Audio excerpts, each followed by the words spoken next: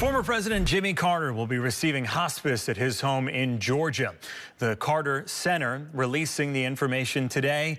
From 1977 to 1981, Carter served as the 39th President of the United States.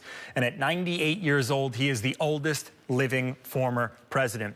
Joining us to talk more about Carter's life and legacy is Rob Caughlan. He is a lifelong San Mateo resident and someone who worked with the Carter administration. Rob, thanks for joining us tonight.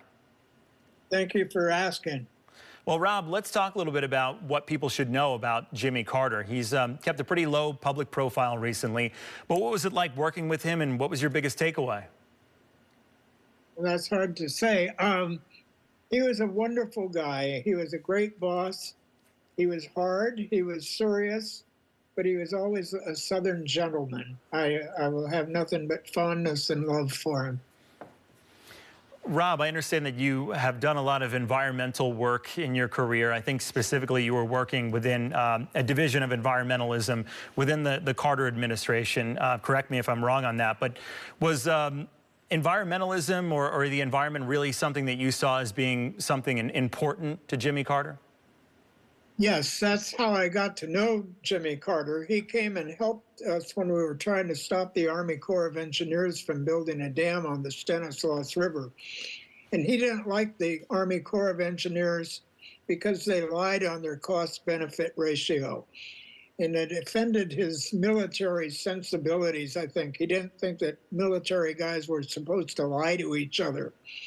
So he came out and helped us on that campaign.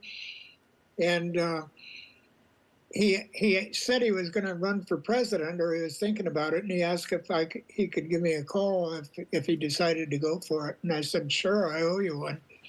And a couple months later, he called and said, I'm going for it. Will you give me a hand? And I set up a meeting for him in San Francisco and picked him up at the airport and took him back. And he said, can I call you again? And I said, sure, I'll stick with you till you lose. I didn't know that he was going to win, but I liked him, and he was very strong on environmental issues.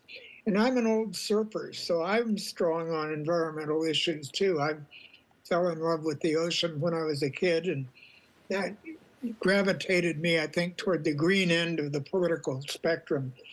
So Carter was very good on environmental issues. He was 30 years ahead of his time on issues like climate change and pollution and energy and population and all the big issues. I worked on the Global 2000 report. I worked in the White House and the Environmental Protection Agency.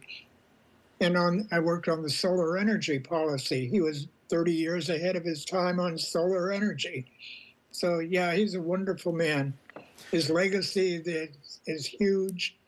And I always say that President Carter was the only American president that's been able to use the White House as a stepping stone to higher things.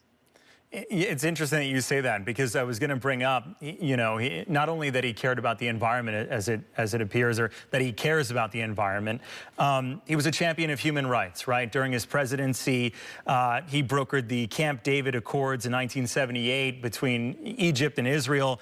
2002, post-presidency, he wins the Nobel Peace Prize for his efforts in spreading peace across the globe. Volunteered many years with Habitat for Humanity, taught church school until he could no longer do that. So a devout religious man as well. So being a peacekeeper was pretty much the cornerstone of who Jimmy Carter is as a person, other than just being a well-known president. Oh, and monitoring elections and abolishing the guinea worm in Africa. He wiped out a whole disease, the Carter Library, and monitoring elections in different countries and making sure that they were being honest. He was well worthy of the Nobel Prize. Rob, you mentioned that you met him here in the Bay Area. I think that's what you were saying. Did he ever share with you any fond thoughts of San Francisco, or just ever being here and visiting here, whether that was on the campaign trail or even just during his presidency? He visited a number of times during the campaign to California and to San Francisco. I took my son to one of his speeches there on Market Street in San Francisco. He told my son I was one of his first supporters in the country and one of his first friends in California. Even my son was appreciative of that. I took my son to a speech that he made in the White House. I took my mom and my grandmother on a special guided tour of the White House. It was wonderful working there. And it was scary working in the White House because there's no small mistakes. And we were trying to pay attention to all the rules. And we never got in any scandals either. None of us ever stole anybody's money or went to jail for any of the stuff that we did. Wow. Well, Rob, we want to thank you so much for joining us tonight and sharing your thoughts on what it was like working with the former president as he's entering what could be the last days of his life and also the last weeks of his life, of course, surrounded by his family, like most people would like to, eventually leave this earth and go on to hopefully a celestial plane.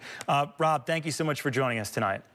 Thank you for having me, and thanks for giving a tribute to President Carter. He's well worth it. Thank you. All right.